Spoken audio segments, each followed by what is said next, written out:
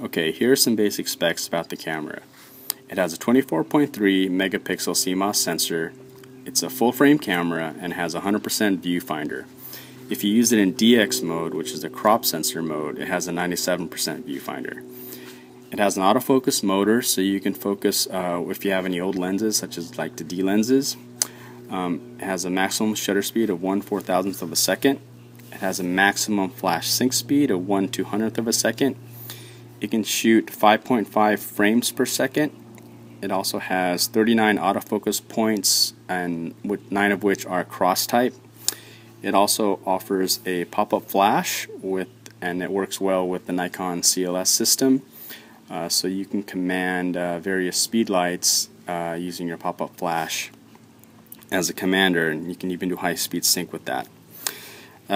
Some of the video features: it offers full HD video at 1080p at 24, 25, and 30 frames per second, and for some slow motion shots at 60 frames per second at 720p. It has a 3.2-inch LCD monitor. It has a mic in and headphone jack, and it offers HDMI uncompressed video if you buy an external device. It also takes the same battery as the Nikon D800 and D7000, and it also shares the same processor as the D800 and the D4, which is the XP3 processor. And it weighs about 1.8 pounds or 760 grams. And those are some of the basic specs. Okay, so those are some of the basic specs of the camera. Here are some of my personal thoughts and what I think of the camera. I wrote some notes down here, so if you see me looking down, it's because I just want to make sure I cover the points that I wanted to cover.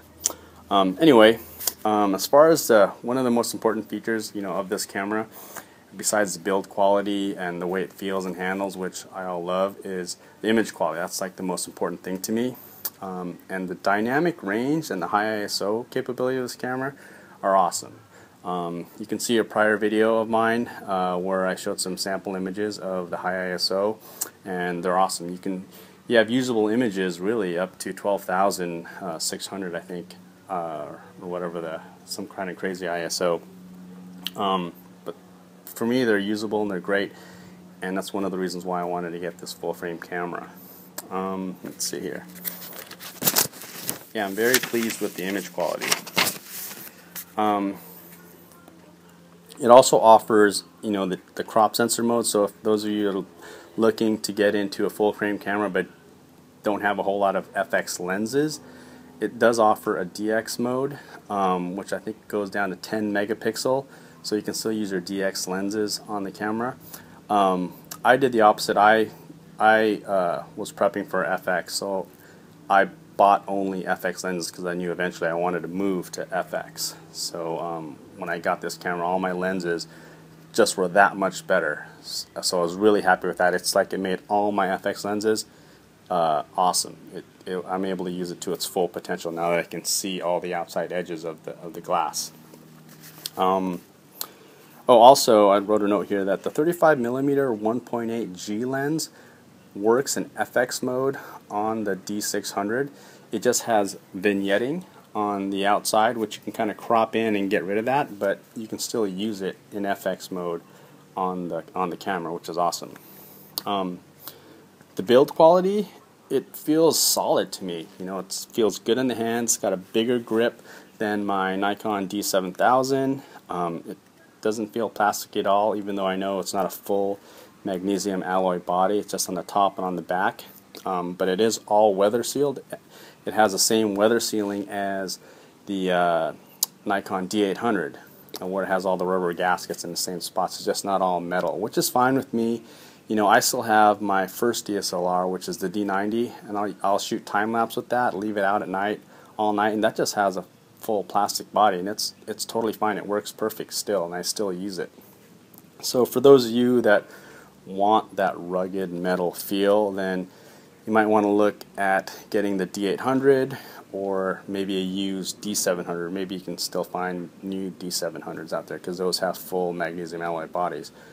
But for me, the image quality and high ISO on this camera is better than the D700.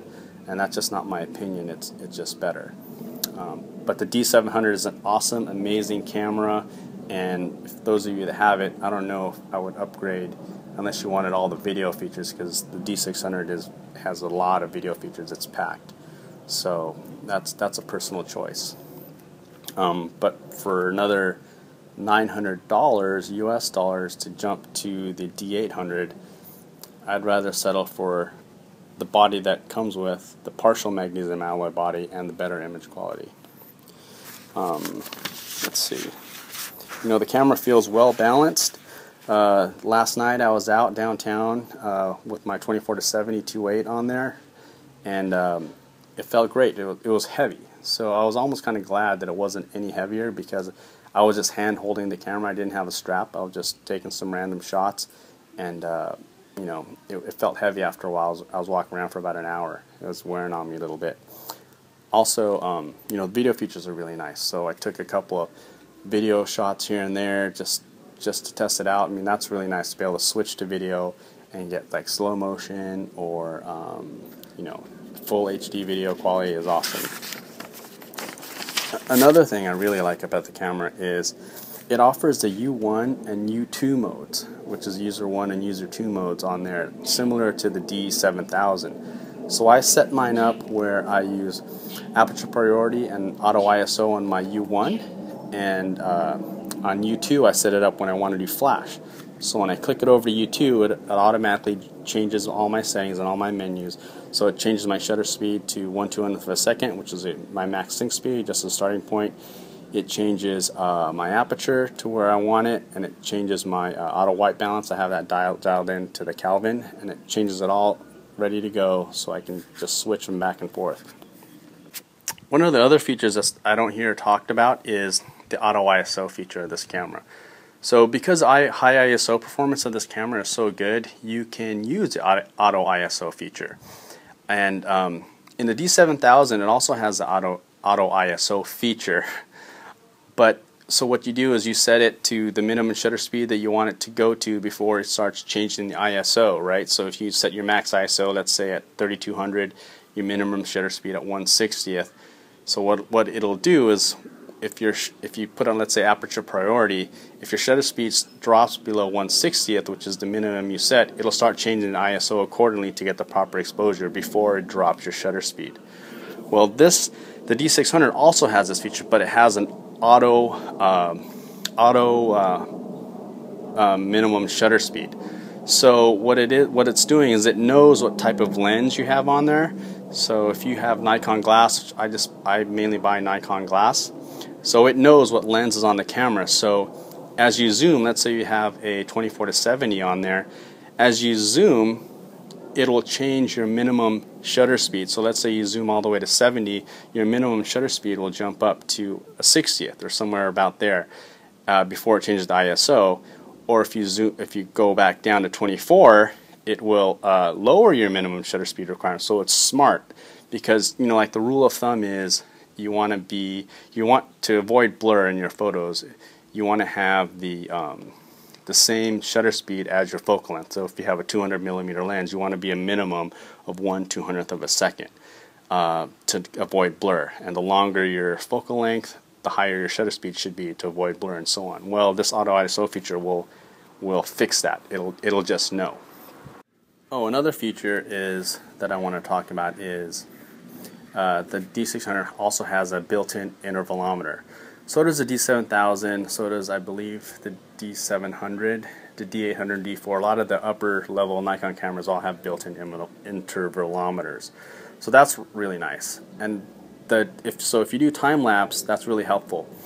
But it also has an auto time lapse feature, where after you're done taking your time lapse, it'll stitch all the photos together inside the camera and create your time-lapse video inside the body of the camera. That's cool. So in conclusion, I'm very happy with the camera. It has wonderful image quality, great highest ISO performance, dynamic range is great, and it was a perfect opportunity for me, for someone shooting DX, to move into the FX format. I didn't want to get a D800 me being an enthusiast and not getting paid for photography, just something I love to do, spending $3,000 for a body was a little bit too much. I guess I could have gone with like a used D700, but I wanted some video, and the D700 didn't do video. So when this came up, it was just a great chance for me to do that. And I think any of you who are thinking making a jump from DX to FX would be very happy with this camera. You know, there's something about shooting full frame. It's awesome. I'm really enjoying it, and those are my final thoughts. I think Nikon did a really good job with the D600. If you guys had any questions, please leave them at the comments below.